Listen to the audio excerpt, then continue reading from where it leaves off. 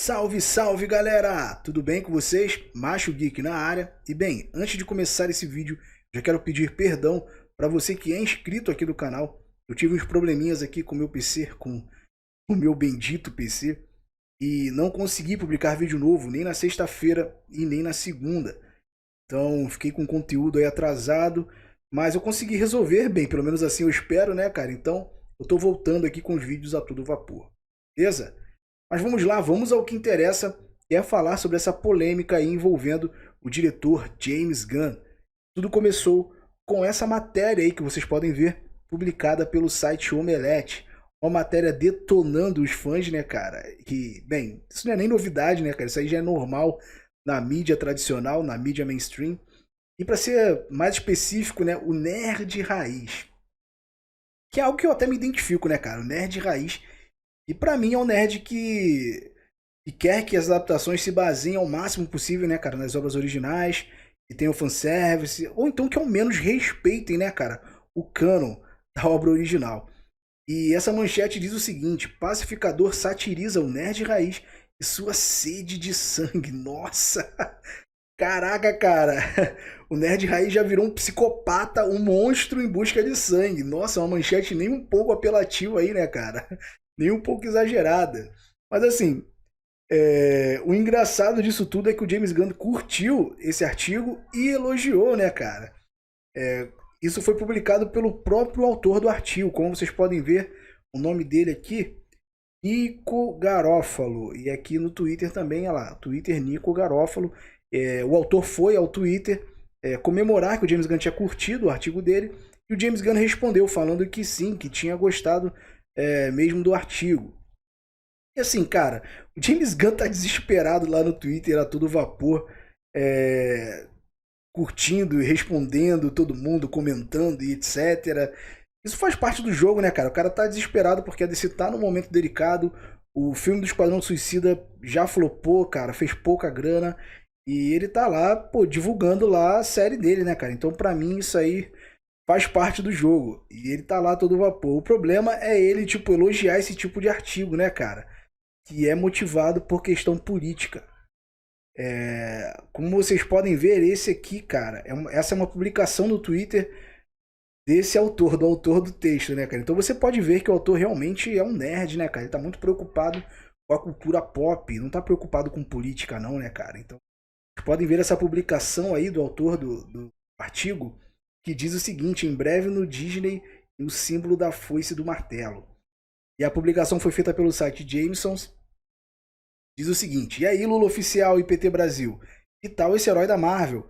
Cavaleiro do Lula, o avatar do Deus brasileiro dos trabalhadores. Uma ideia de Nico Garofalo e execução nossa, kkkkkk. PS, leve na esportiva, pessoal. Nossa, grande piada.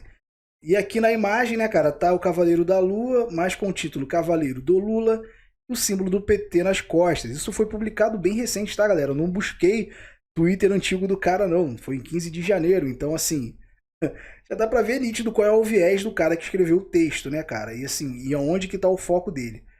E bem, eu vou ler aqui o artigo com vocês do Omelete, cara, e vou dar também a minha opinião, mas como eu já mostrei aqui, já fiquem preparados pelas groselhas que vocês vão ler aqui, né, nesse artigo.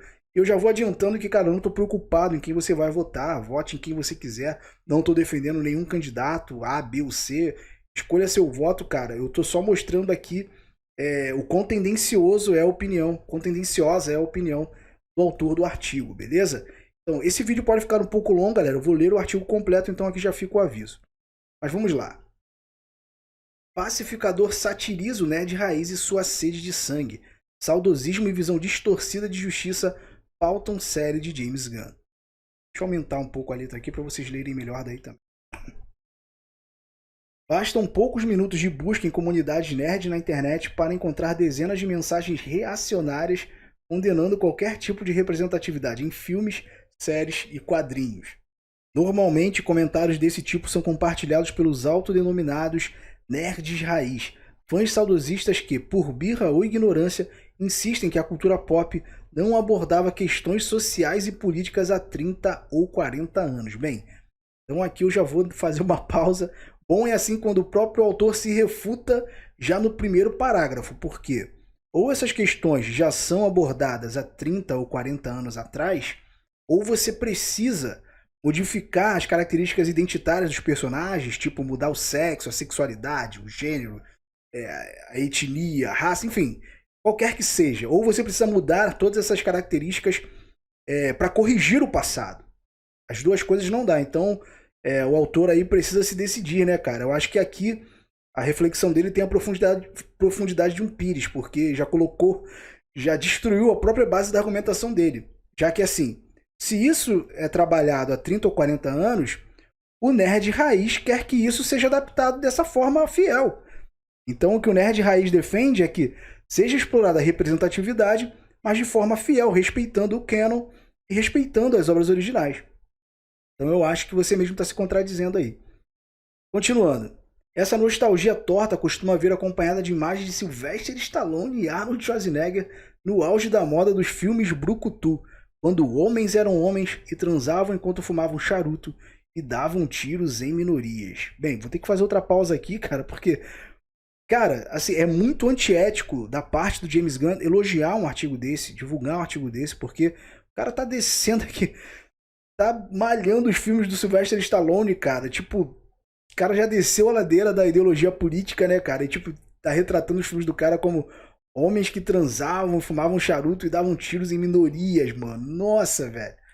Assim, o Sylvester Stallone, cara, atualmente trabalha com James Gunn, tanto na Marvel quanto na DC. Ele participou de Guardiões da Galáxia, participou também do Esquadrão Suicida, ele fez o King Shark, o Nanaue, né, cara? E, pô, triste, né, cara? Muito, no mínimo, antiético do James Gunn elogiar um artigo que tá detonando, cara, os filmes do Sylvester Stallone, que primeiro você tem que respeitar, né, cara? O cara, a carreira dele, não é um ator qualquer, e assim, é um ator que tá trabalhando com ele atualmente, né, cara? Então, pô, bem escroto da parte dele.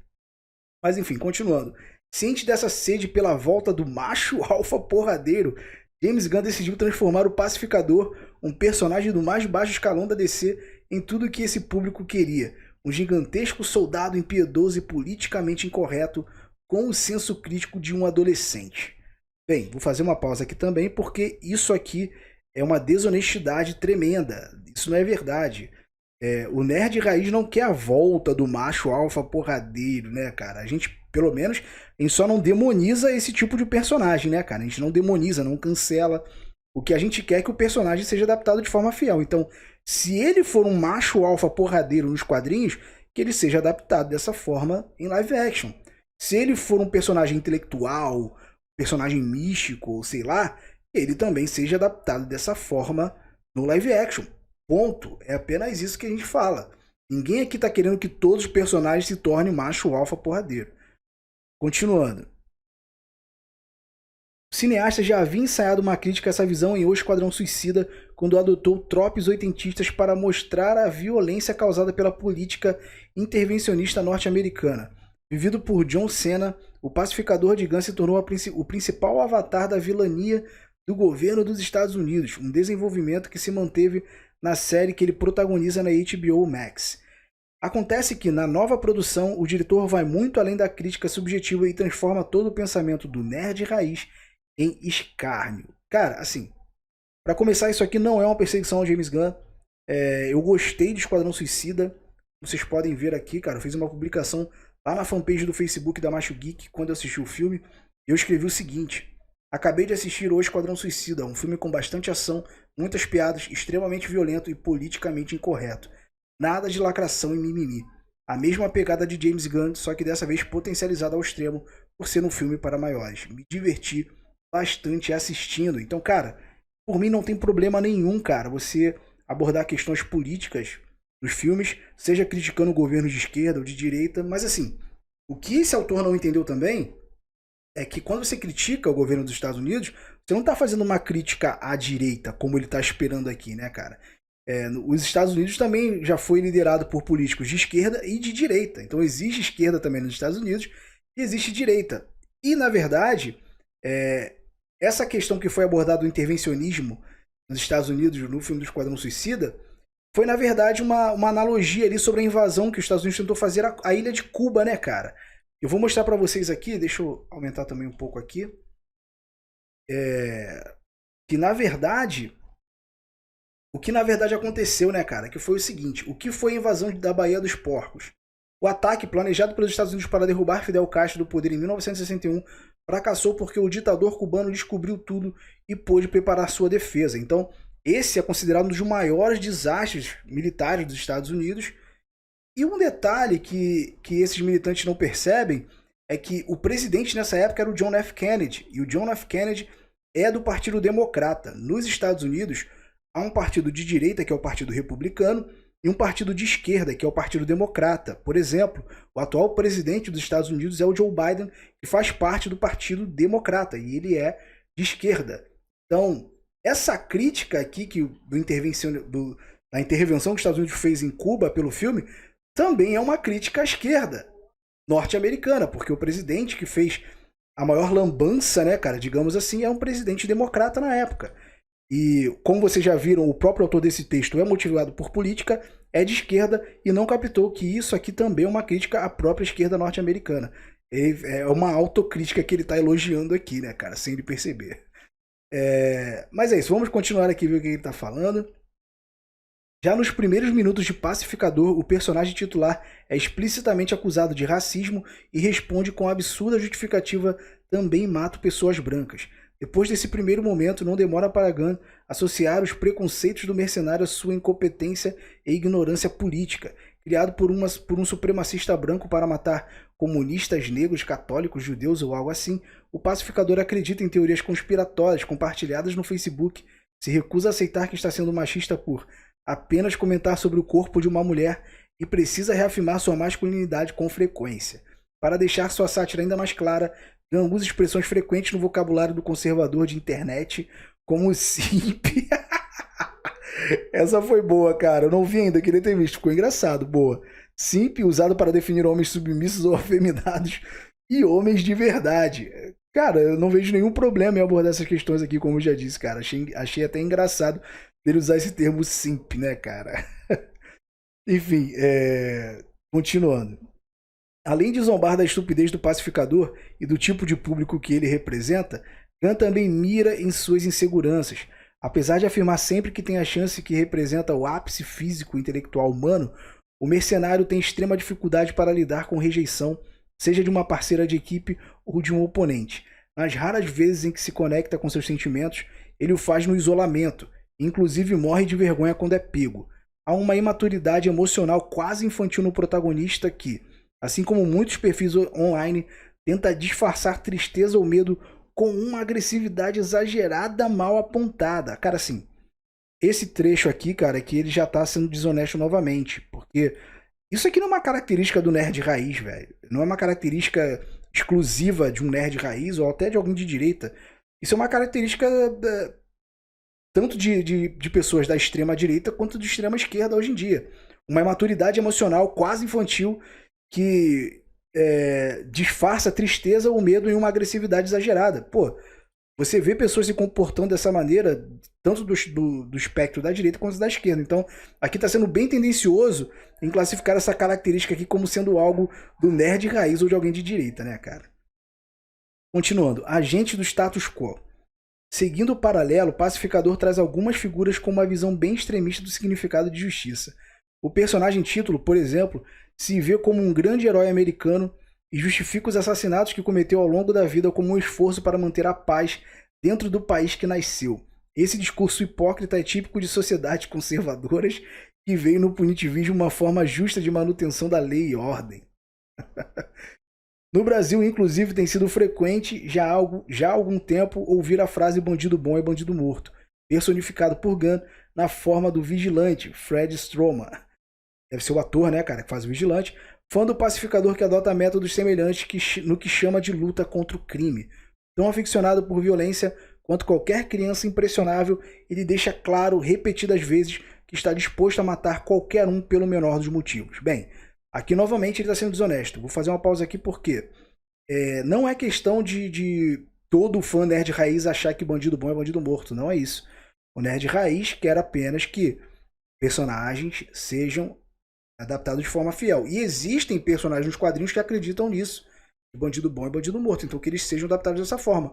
Como, assim, o Justiceiro não acredita... Assim, não é exatamente uma frase do Justiceiro isso, né, cara? Mas o Justiceiro é um cara que usa armas e que não tem problemas nenhum em matar um bandido, um vilão e etc. Então, ele precisa se adaptar dessa forma. Mas o que está acontecendo? Não, a Marvel agora está mudando o Justiceiro, ele não vai usar mais armas, ele não vai usar mais o símbolo dele. É tudo isso que a gente critica. Mas a gente também, eu vejo muito nerd pedindo, por exemplo, um Superman fiel, um Superman que represente a esperança e tudo mais, que não mata, um Superman que dá conselho, que vence todo mundo no discurso e etc. Então, tem os dois lados, cara. Não tem essa do nerd raiz querer que todos os heróis do nada virem assassinos e virem matadores de bandido. Não é isso. Continuando. Trabalhando para Amanda Waller, Viola Davis. Opa! Caraca, cara, aqui tá um exemplo. Vou fazer uma pausa aqui, que tá um exemplo que já refuta também o que eu falei lá no início dele. Amanda Waller é interpretada pela atriz Viola Davis. E eu não vi nenhum nerd raiz, como ele tá falando, né, cara, reclamar, muito pelo contrário, só receber elogios porque a Viola Davis está muito bem no papel de Amanda Waller, tá bem fiel aos quadrinhos, e a Amanda Waller é uma personagem originalmente negra, e está sendo interpretada por uma mulher negra que está fazendo um excelente trabalho.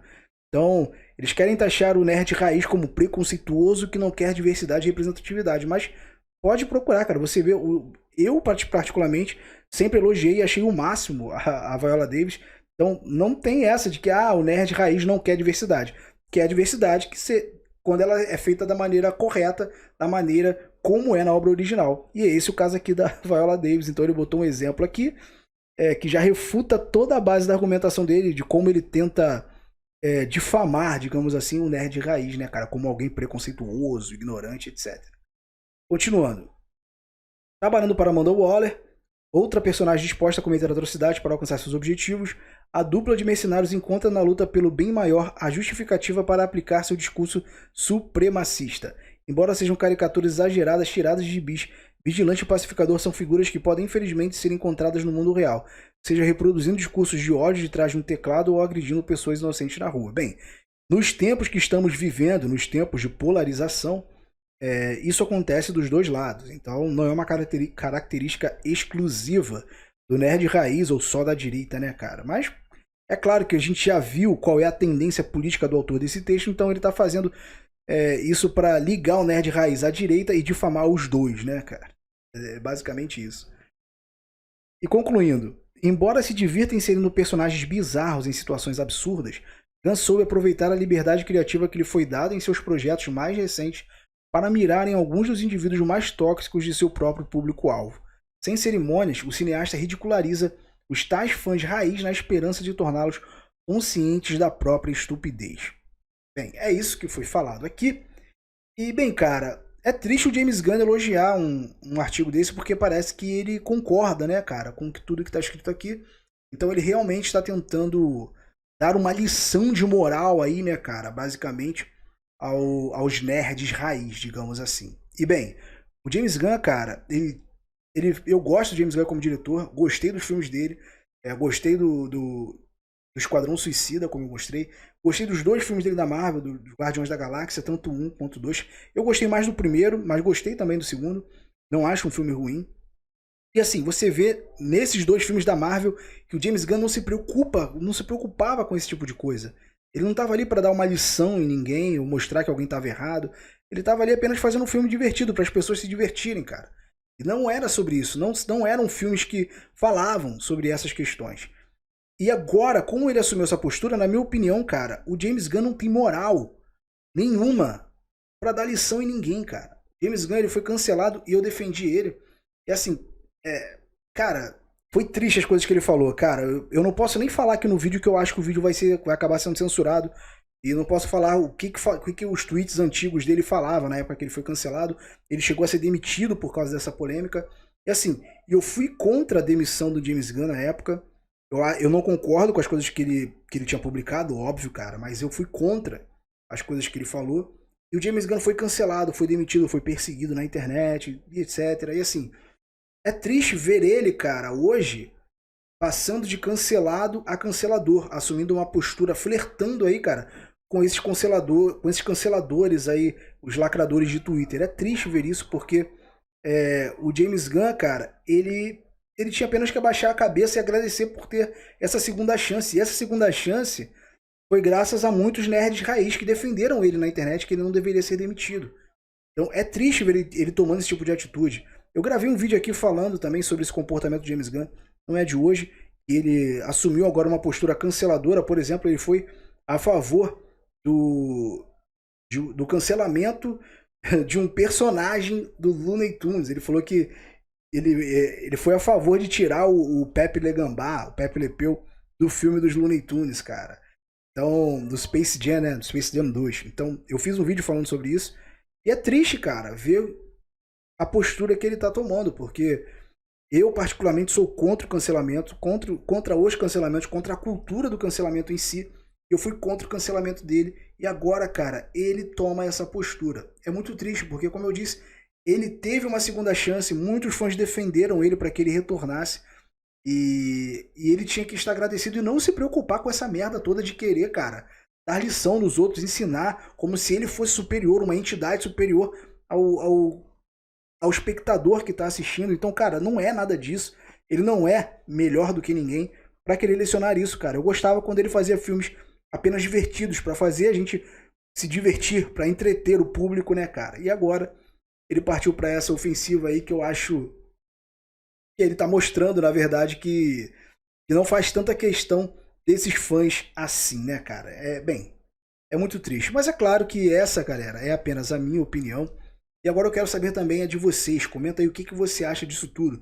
Você concorda com esse artigo aqui, publicado pelo site Omelete? Comenta a sua opinião aí. Você concorda também com James Gunn, dele elogiando o artigo, um artigo que inclusive critica um colega lá, o Sylvester Stallone, que está trabalhando com ele atualmente. Comenta aí o que você acha disso tudo, que eu prometo que eu vou ler e vou responder, beleza?